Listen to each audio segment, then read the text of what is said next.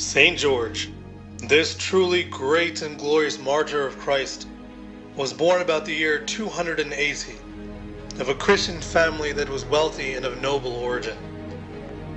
His father was from Cappadocia, a city of the Eastern Empire in Asia Minor, and his mother was from Palestine. He followed the usual career of a young nobleman and joined the Roman army, where his ability on the battlefield and charm brought him quick promotion. The Emperor Diocletian heard about him and as a result made him a tribune, or an officer in the imperial guard in charge of 1,000 men. Many legends and stories abound regarding this noble saint. One story says that he was a friend of Constantine, another officer who would later become the first Christian emperor. A more popular legend is the account of George slaying a dragon. It happened that Saint George was once stationed with the Roman army in Libya in North Africa. In that area, a beast, which was described as a large crocodile with scaled wings, had been ravaging the people and livestock of the countryside. The survivors fled to the town and took shelter behind its walls. The beast settled itself by the city gates and was kept at bay by being offered 2 sheep every day. Once the people had run out of sheep, they decided to offer 1 child every day to the beast. One day, the lot fell on the local ruler's daughter, a girl of only 14. While she was outside the city gates waiting for the beast, George rode by on his horse. On hearing the story, he decided to put an end to this tragedy. When the beast appeared, George wounded it with his lance.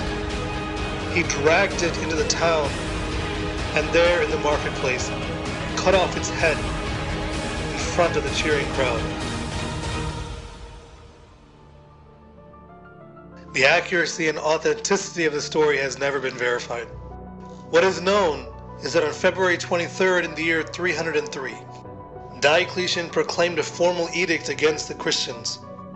The provisions of this edict, which was published the next day in the marketplace, were that all churches were to be leveled to the ground, all sacred books were to be burned, all Christians who held any honorable rank were not only to be degraded, but to be deprived of civil rights, and all Christians who were not officials were that all churches were to be leveled to the ground, all sacred books were to be burned, all Christians who held any honorable rank were not only to be degraded, but to be deprived of civil rights, and all Christians who were not officials were to be reduced to slaves.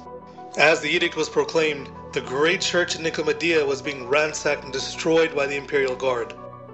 George knew he had to act, and so he freed all of his slaves, distributed his wealth to the poor, and prepared himself for martyrdom.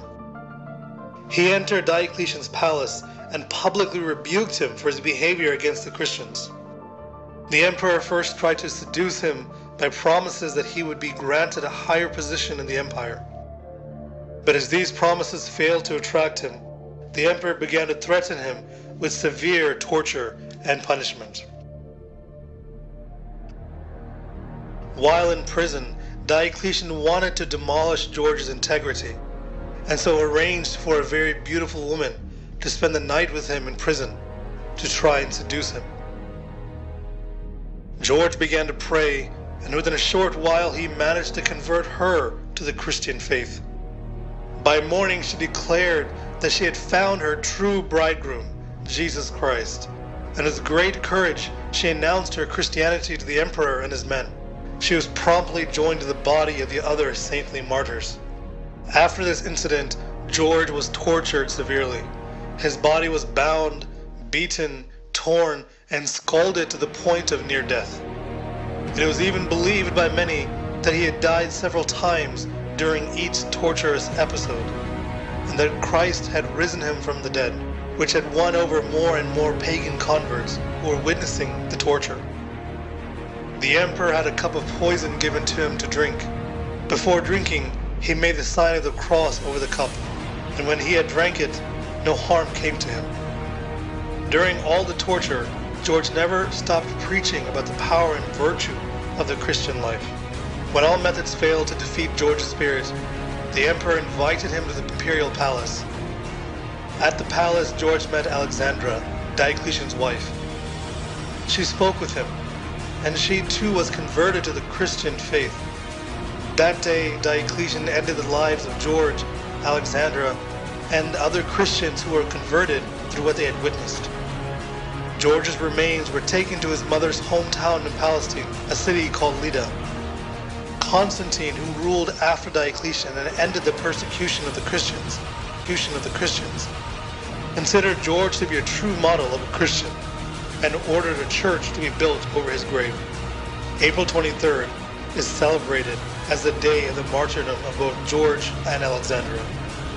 Our Lord Jesus Christ, through the prayers of our holy fathers, especially our Father among the saints, St. George, have mercy on us and save us.